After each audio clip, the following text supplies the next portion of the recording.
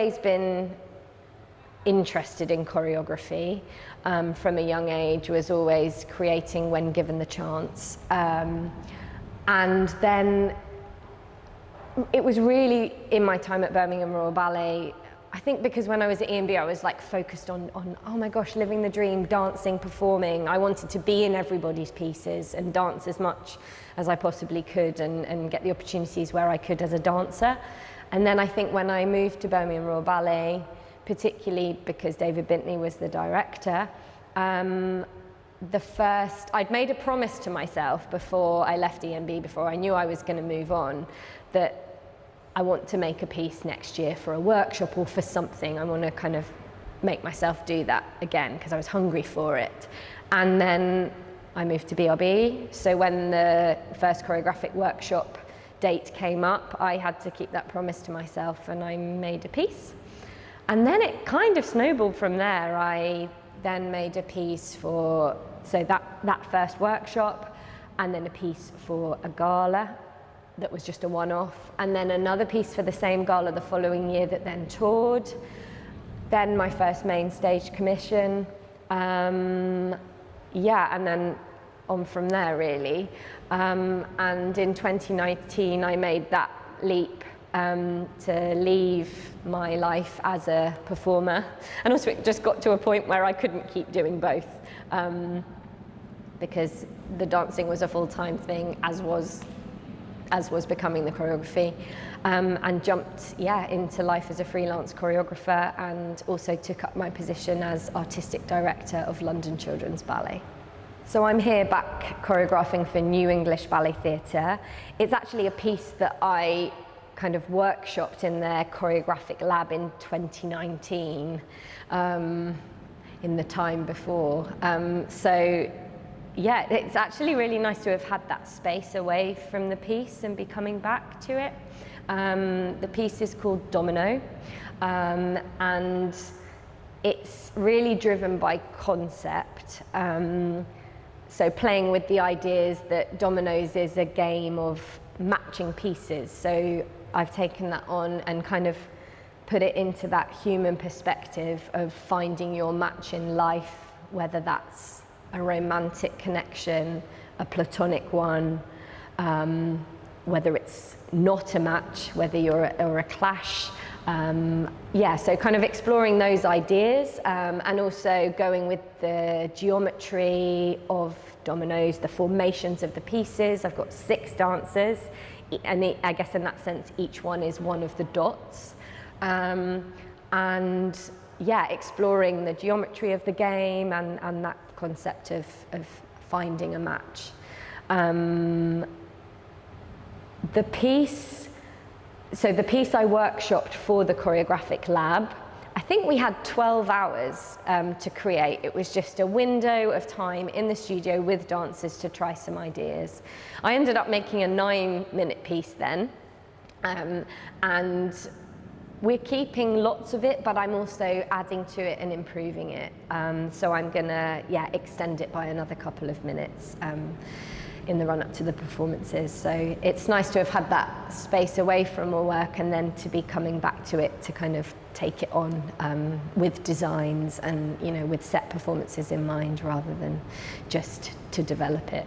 The dancers here at NEBT are always brilliant in the sense that they're really enthusiastic, hungry, often at the very beginning or like the early start part of their career, which is just great because it means they're ready to learn, they're ready to kind of really get into it and go for it and give you absolutely everything they've got, and that's great to work with as a choreographer. What do I look for in casting? I mean, there were some quite specific qualities, I think, in the dancers that I was looking for this piece in the way I've cast it. But to be honest, as much as that, for me, it's about the person and their ethic and their enthusiasm and that affinity we can have in the studio. That's a big thing for me in creating. I think mainly because being a dancer is such hard work, and we go into it because we're so passionate about it and we enjoy it, and gives us everything. But then it's really hard, so I just really strive to always really enjoy what it is that I'm doing and have fun in the studio, and just, I think, keep that playfulness in the creation.